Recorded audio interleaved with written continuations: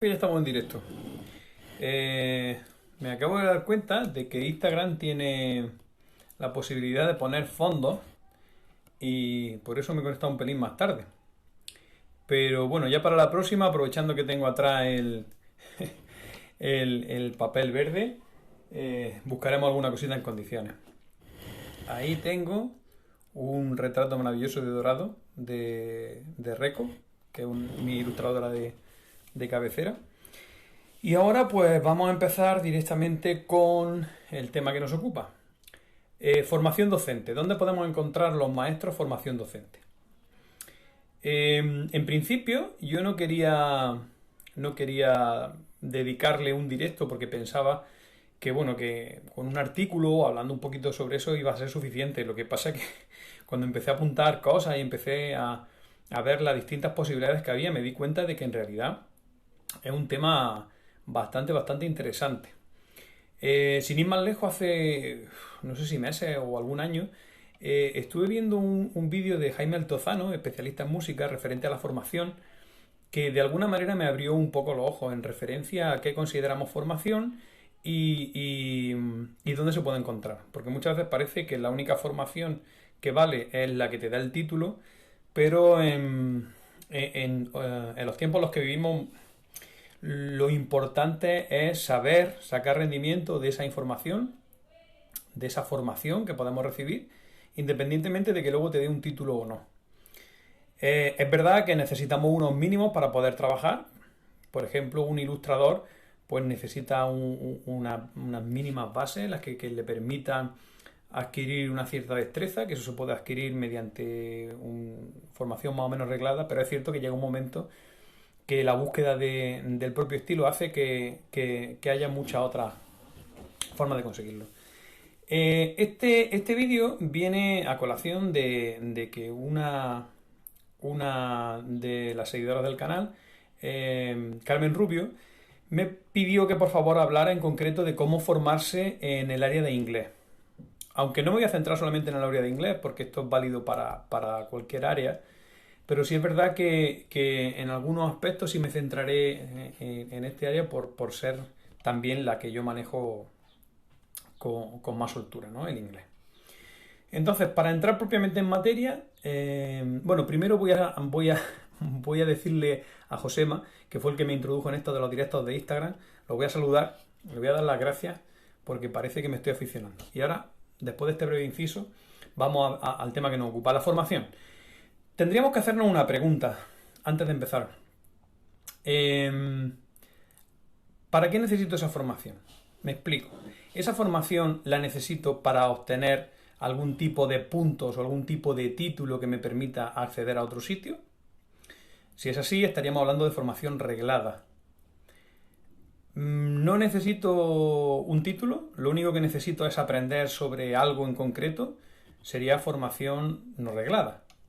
En algunos casos coinciden, tienen un nexo, pero en otros casos no tiene por qué. Vamos a empezar por la formación reglada. Por supuesto, hablando de magisterio, lo primero es sacarse el título. Saludo a todos, que me pongo y al final no saludo a casi nadie.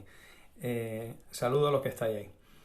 Evidentemente necesitamos el título de magisterio, como iba diciendo, con lo cual vamos a dar por supuesto que o lo tenemos ya o estamos en proceso de conseguirlo y que lo que necesitamos es formación para mejorar o para desarrollar con más facilidad nuestro desempeño docente, en el caso de que seamos maestros, o nuestro trabajo como ilustradores, en el caso de que lo seamos así, o cualquier otro tipo de actividad.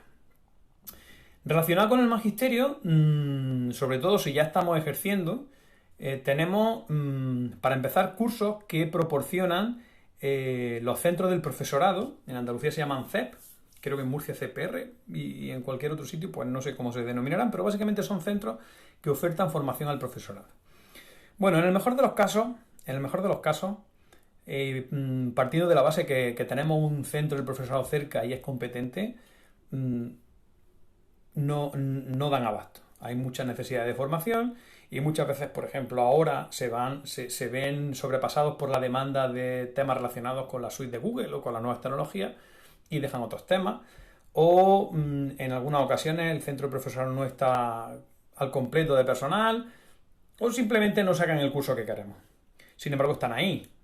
Hoy en día, por ejemplo, funciona muy bien con temas de Google Suite aquí en Andalucía, porque a raíz de la firma del convenio con Google y con Microsoft, pues hay ese tipo de cursos están funcionando.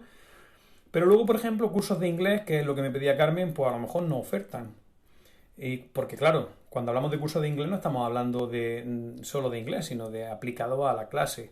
A lo mejor interactuar la gamificación con el inglés, tipos de actividades, etcétera. No obstante, ahí están los CEP y en muchos CEP puntuales, más ahora que se lleva mucho el tema online, podemos encontrar cursos.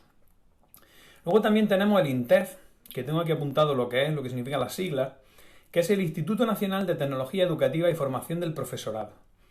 INTEF saca muchísimos cursos online relacionados con temas innovadores, aprendizaje basado en proyectos, nuevas tecnologías, programación educativa y en algunas ocasiones salen también cositas interesantes de inglés. ¿Vale? Entonces son cursos muy difíciles porque son muy completos, pero en realidad si hay alguno que se adecua a lo que estamos buscando merece mucho la pena. ¿Qué más?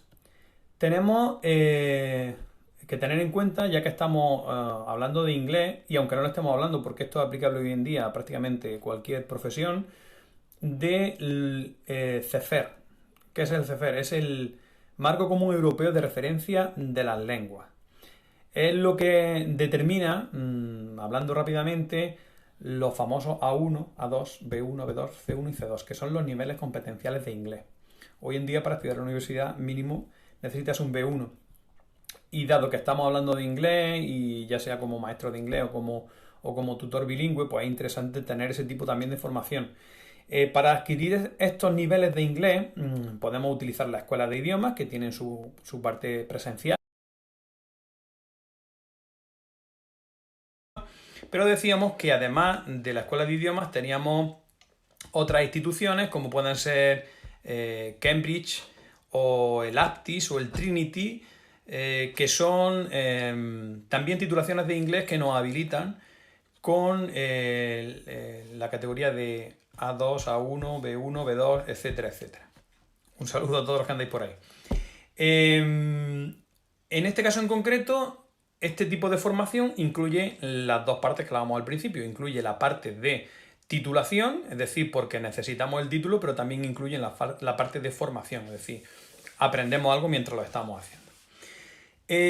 Luego encontraríamos otro nivel de formación que serían los cursos privados, tanto a nivel de internet como a nivel de academias locales o provinciales. Podemos encontrar que se ofertan cursos relacionados con nuestros intereses. Pues pueden ser de inglés, pueden ser de gamificación, pueden ser que hayan contratado a alguien especialista en algún sitio. Sería algo similar a los centros de profesorado, de formación del profesorado, pero a nivel privado.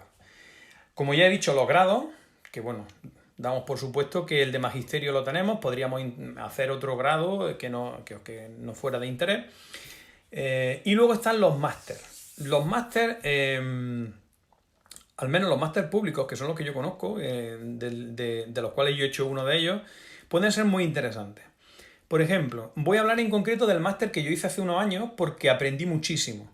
Ese máster es el Online Master in English Studies, OMIS, en el que se incluye una formación genérica de inglés. Cuando digo genérica de inglés, pues hablo de traducción, de lingüística, también de educación, pero luego tiene una especialización que en el caso de los maestros, por ejemplo la mía, yo la hice de idiomas, o sea, sería como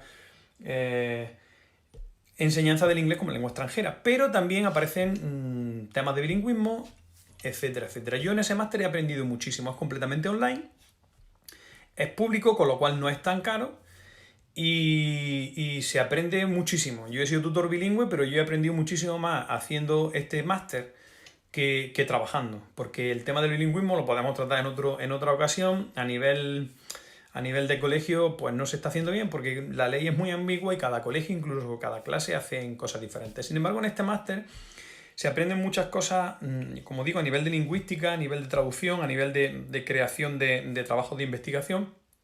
Y también muchísimo a la hora de enseñanza del inglés, evaluación de materiales para enseñar en inglés, ya sean libros de texto u otros materiales.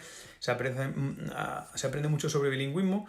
Y entonces es un máster que yo recomendaría mucho, sobre todo a los maestros que son de inglés o que quieran ser de inglés, porque a partir de su magisterio con este máster se aprende muchísimo. Sería el equivalente a la filología inglesa de antes, lo que pasa que en lugar de englobar las tres ramas del inglés, pues dependiendo de la especialización, sería o bien lingüista, o bien traductor, o bien para enseñar, para la enseñanza del inglés. Entonces, básicamente, de esta manera habríamos cubierto el expediente en cuanto a formación reglada, por decirlo de alguna manera. Sin embargo, si ya te encuentras trabajando y la puntuación para traslado o los títulos para acceder a otra enseñanza no te interesan tanto, sino que lo que realmente te interesa es la formación, pues en ese caso tenemos otras opciones. La primera y la más elemental es la investigación propia, ¿vale? Cuando nos encontramos en este sentido, la investigación propia, pues lo más inmediato es esto. Por ejemplo, 500 activities for the primary classroom. 500 actividades para la clase de primaria. Bueno, pues aquí es un libro de Macmillan que yo tengo porque me lo han ido recomendando, donde aparecen muchísimas actividades que, aunque quizá algunas de ellas ya sean obsoletas porque tienen algunos años, pero bueno, me pueden servir de referencia para implementarlas en clase. O por ejemplo que me lo acaba de prestar mi compañera Carmen, que es desarrollo y mejora de la inteligencia matemática en educación infantil, y en concreto trabaja el método ABN. Bueno, pues parece obvio que la investigación propia a través de recursos como puedan ser libros pueden ser interesantes. Además de libros, también podemos acceder a muchísimas investigaciones, muchísimos documentos, muchísimo material, como puedan ser trabajos fin de máster, trabajo fin de grado, revistas, artículos. Y para ello podemos buscar en internet. Yo, por ejemplo, estoy suscrito a una especie de repositorio de publicaciones que se llama Dialnet. Lo podéis encontrar en internet, Dialnet, tecláis Dialnet, son los primeros que salen. Y ahí yo me he suscrito a los temas que me interesan. En mi caso la mayoría son de inglés. Pero vamos, lo hay de muchísimas investigaciones. Y entonces cada X tiempo me van mandando un boletín con las cosas nuevas, y además yo puedo entrar ahí y buscar independientemente lo que necesite. Por ejemplo, necesito juegos numéricos para practicar en la clase de inglés. Juegos, números, y me saldrá investigaciones, revistas, artículos que están relacionados directa o indirectamente con la búsqueda que yo he indexado, ¿no? Entonces es muy interesante porque aparecen mucha información que pueden servirme tanto a nivel teórico como a nivel de implementación, porque muchos de los trabajos de investigación están basados en prácticas reales que suceden en colegios, ¿no? Entonces, ese tipo de canal también es muy interesante. ¿Qué más? Pues mira, Google Académico, o también en inglés Google Scholar. Ahí aparecen perfiles de gente que ha publicado cosas, tanto a nivel literario como a nivel de investigación, y también aparece un listado de los documentos que ha publicado. Pues en el momento en que entramos ahí y también hacemos búsquedas relacionadas con lo que nosotros tengamos que mirar o lo que nos interese en ese momento, pues también podemos encontrar bastante información. Vamos acercándonos a lo que a mí más me gusta y lo que en este momento creo que mejor nos puede servir a los que ya estamos en activo. Perfiles de redes sociales. O sea, del mismo modo que yo, desde mi humilde morada, estoy hablando aquí sobre formación, hay otros perfiles, y muchos de ellos con muchos años a su espalda de trabajo, de formación y de compartición de material, donde podréis encontrar prácticamente de todo. En mi propia página web tengo públicos varios de los proyectos que he utilizado en el cole con todo su material.